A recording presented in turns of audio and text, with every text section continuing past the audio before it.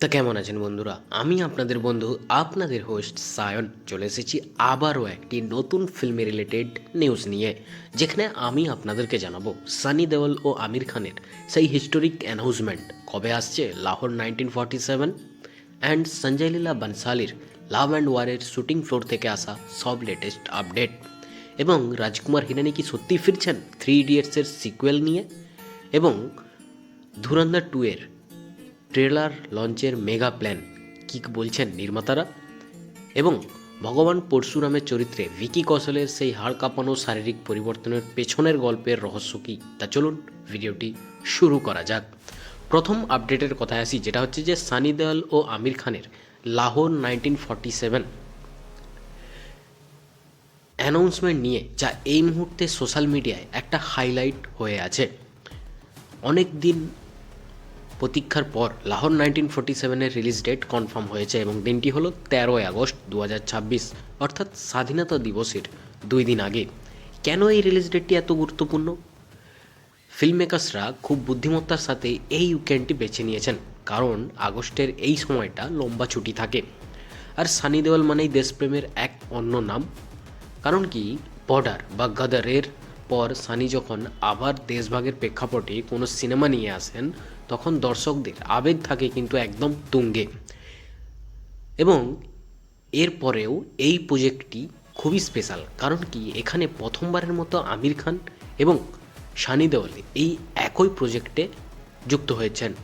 যদিও আমির স্ক্রিনে নেই, কিন্তু তার প্রোডাকশন হাউস থেকে সিনেমাটাকে পুরো সাপোর্ট দেওয়া হচ্ছে। আর সবথেকে বড় চমক হলো পরিচালক রাজকুমার সন্তোষী। প্রায় 30 বছর পর সন্তোষী সানি জুটি কিন্তু আবারও ফিরছেন, যারা আমাদেরকে ঘায়েল বা দামিনীর মতো ভালো ভালো সিনেমা উপহার দিয়েছেন এই দুইজন। এই সিনেমায় সানি দেওলের পাশাপাশি থাকছেন প্রীতি জিন্টা, শাবানা আজমি এবং আলী ফাজল, এমনকি সানির ছেলে করণ দেওয়ালকেও এই সিনেমাতে একটা গুরুত্বপূর্ণ ভূমিকাতে দেখা যাবে।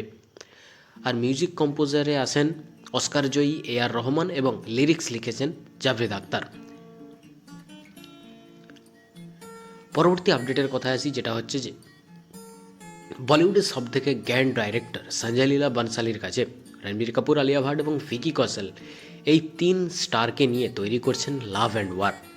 কিন্তু লেটেস্ট আপডেট অনুযায়ী এই সিনেমার কাজ কিন্তু এখনও অনেকখানি বাকি।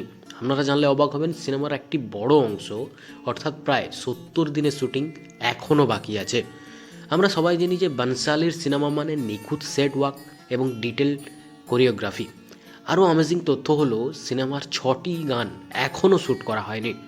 এই গানগুলোর জন্যই তৈরি হচ্ছে বিশালাকার সেট, লাইটিং প্ল্যান, এবং রণবীর, আলিয়া, ভিকির মতো ব্যস্ত তারকাদের শিডিউল মিলিয়ে এই বিশাল মিউজিক্যাল সিকোয়েন্সগুলো শেষ করা কিন্তু এখন বড় চ্যালেঞ্জ হয়ে দাঁড়িয়েছে।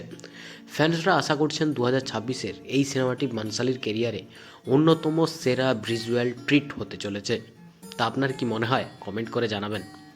পরবর্তী আপডেটের কথা আসছে, যেটা হচ্ছে আপনারা কি ভাবছেন রাজকুমার হিরানি এখন কি করছেন?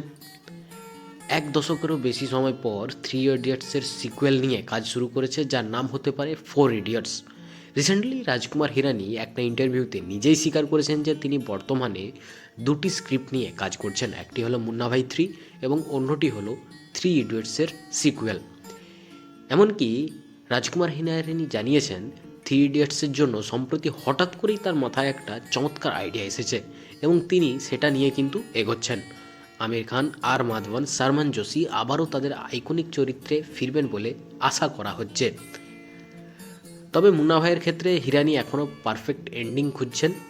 সিকুয়েল নিয়ে খবর লিক হয়ে যাওয়ায় তিনি কিছুটা অবাক হলেও দর্শকদের জন্য যে এই এক বিশাল সুখবর, তা কিন্তু কোনো সন্দেহ নেই। নেক্সট আপডেট, ধুরন্ধর দ্য রিভেঞ্জ 2025-এর সেই ধামাকা মনে আছে তো? ধুরন্ধর যা হাইয়েস্ট আয় করা হিন্দি সিনেমার তালিকায় নাম লিখিয়েছে ইতিমধ্যেই। এবার আসছে তার সিকুয়েল ধুরন্ধর দ্য রিভেঞ্জ। আপনাদেরকে জানিয়ে দেই, এই সিনেমাটি রিলিজের মাত্র 6 সপ্তাহ বাকি থাকতেই নির্মাতারা এক বিশাল প্রমোশনাল প্ল্যান হাতে নিয়ে ফেলেছেন। আগামী ফেব্রুয়ারিতেই একটি বড় গান রিলিজ করে সিনেমার প্রমোশন শুরু করবে। আর ট্রেলারের জন্য আপনাদের অপেক্ষা করতে হবে মার্চ পর্যন্ত। 5ই মার্চ বৃহস্পতিবার মুম্বাইয়ের নীতা মুকেশ আম্বানির কালচার সেন্টারতে এক রাজকীয় ইভেন্টের মাধ্যমে ট্রেলার লঞ্চ করা হবে। প্রথম পার্টের সেই আইকনিক দেশপ্রেম ধারা এবং অক্ষয় খান্নার ক্লাসিক্যাল ডান্স কি এবারেও ফিরতে চলেছে? কমেন্ট করে জানাবেন অবশ্যই। অ্যান্ড দ্য লাস্ট আপডেট, যেটা হচ্ছে ভিকি কৌশলের মহাবতার। সবশেষে কথা বলবো এমন একজনকে নিয়ে যিনি নিজেকে প্রতিনিয়ত ভেঙে করছেন। তিনি ভিকি কৌশল। তার আগামী ছবি মহাবতার, তিনি ভগবান পরশুরামের চরিত্রে অভিনয় করতে যাচ্ছেন। এই চরিত্রের জন্য ভিকি কিন্তু একটা বিশাল পরিশ্রমে করছেন।